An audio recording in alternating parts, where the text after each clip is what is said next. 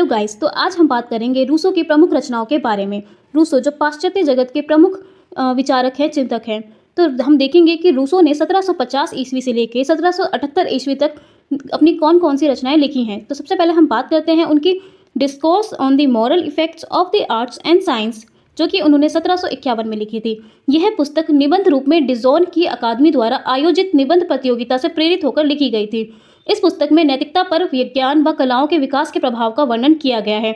इस पुस्तक के कारण रूसो की आलोचना भी हुई, परंतु इसने रूसो को साहित्यिक क्षेत्र में प्रतिष्ठित बनाया। यह पुस्तक निबंध रूप में एक सर्वोत्तम रचना है।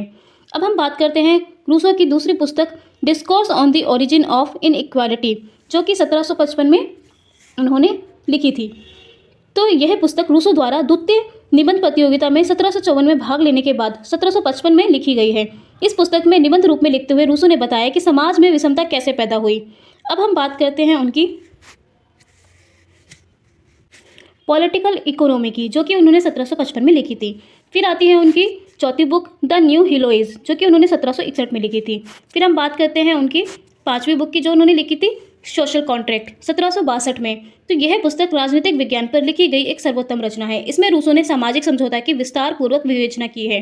फिर हम बात करते हैं उनकी पुस्तक द इमाइल, जो कि 1762 में लिखी गई थी। यह पुस्तक शिक्षा से संबंधित विषय पर लिखी गई है। इसके प्रकाशन से उन्हें महान कष्ट झेलना पड़ा था। इस पुस्तक में रूसो ने इस बात पर जोर दिया कि बाल शिक्षा को पादरियों के चंगुल से मुक्त करना चाहिए एवं किशोर अवस्था तक किसी भी प्रकार की धार्मिक शिक्षा नहीं दी जानी चाहिए। इन धर्म विरोधी विचारों के कारण ही फ्रांस की संसद ने उन्हें बंदी बनाने का आदेश भी दे दिया था और उनकी मातृभूमि जेनेवा की परिषद ने पुस्तक को जला डालने की आज्ञा तक दे डाली थी।